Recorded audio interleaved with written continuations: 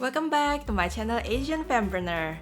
Thank you to those of you who have already seen my videos 4 ways to break the bias. I have a goal to have 100 subscribers by the end of April 2022. If you haven't done so, please do subscribe down here. Last week, during the International Women's Day itself, we hosted an event, Women in Tech Break the Bias event. Basically, there are panelists of women speaking about their experiences in tech career and the biases and challenges they may have faced. One of the attendees was this man who asked this question: how can a man better support women? I thought that was a very brilliant question, and I would like to discuss that in today's video. Let's check it out. Before we can answer that question, I would like to just talk a little bit about the issues that women face. I mean, being a woman myself, I think I can speak to some degree. The issues that women face have lots of dimensions. Social construct that women is supposed to be modest, expectations to care for family members, glass ceiling in workplace, and others. There are also some studies to support that. For instance, there's a study saying that women tend to give more credit to their male teammates and take less credit than themselves. Another study also suggests it benefits a man to downplay how much work went into his ideas, while it benefits a woman to prove how much work went into hers. Another study says that women in workplace are perceived as bossy, pushy, and abrasive for pushing to advance or receiving higher pay, while men are perceived as go-getters for the same behavior. Did you also know that women who are assertive of themselves are found to be less competent, less socially attractive, and less hireable than self-promoting men? This expectation for women to be modest most often than not are more strongly defended by women than by men in an article in Journal of Personality and Social Psychology. So now we have seen the issues that women face. So now the questions are how to be supportive, right? You might have come across these terms, ally and advocate. So I'm going to talk a bit on that, but might be worth to have a separate video to discuss this because there are different definitions, and actually there's also a third term called activism, which I won't talk about that here because that will digress from the current topic. Let me know in the comment below if you'd like a video on the difference between ally, advocate, and activist. According to Merriam-Webster, being an ally means one that is associated with another as a helper, a person or group that provides assistance and support in an ongoing effort, activity, or struggle. So that's being an ally. Being an advocate means one who supports or promotes the interests of a cause or group. So they are both similar and used interchangeably depending on whose framework you are using. I prefer advocacy when it means writing or speaking on behalf of the group you're representing.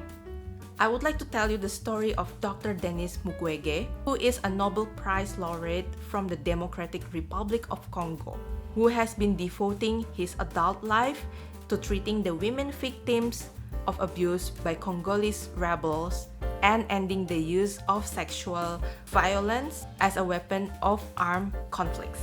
In his book, The Power of Women, Dr. Denis Mukwege was asked why he's the one talking about women's rights in Congo and not the Congolese women themselves. His answer: I defend women because they are my equals, because women's rights are human rights. My role has always been to amplify the voices of others whose marginalization denies them opportunities to tell their stories. I stand at their side, never in front. I love what he says about amplifying the voices of others whose voices might not be heard.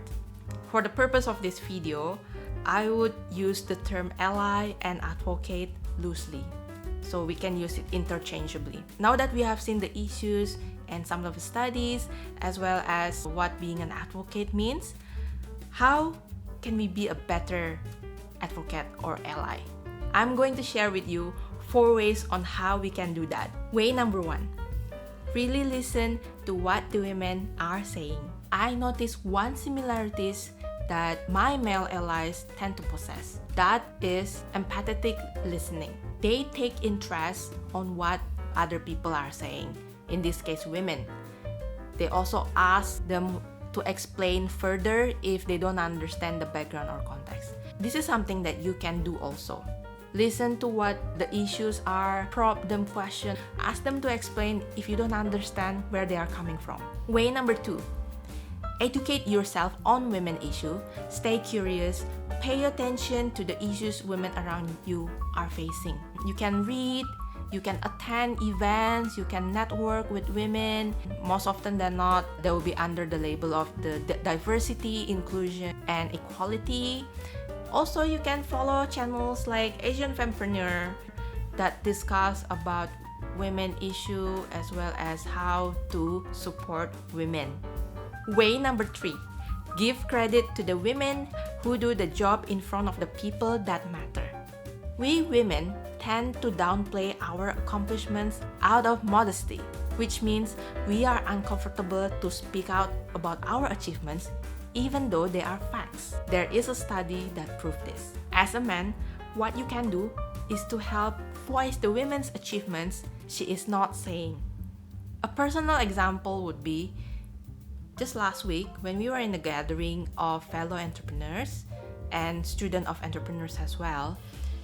When we did introduction, I introduced as best as I could, but at the time, actually even currently, I'm still learning computer science. But I didn't include that in my self-introduction because I felt that I'm not an expert yet, I'm still learning. I'm not confident of that yet. But what my business partner, he's one of my male allies, during my self-introduction, he actually added that I'm learning computer science for my own benefit. You don't have to do something like this, but if you know that there's a woman around you who you know are doing something, learning something, and you find that impressive, it might be something small, but you know that it means something for them, and when they are not voicing it out, voice it out for them. Way number 4, praise genuinely. Women tend to overthink and question ourselves if we have done enough. We are basically our harshest critic. It might be a small thing, but if you see something, she has made an effort and accomplished something, do praise her.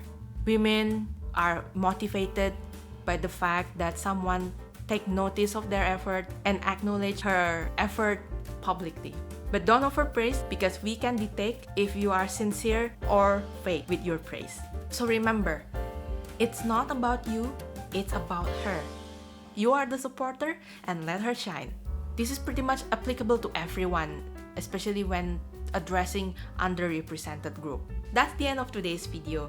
Thank you so much for watching, and please do subscribe and like the video if you like it. See you in the next video. Bye-bye. Societal issue means social, such as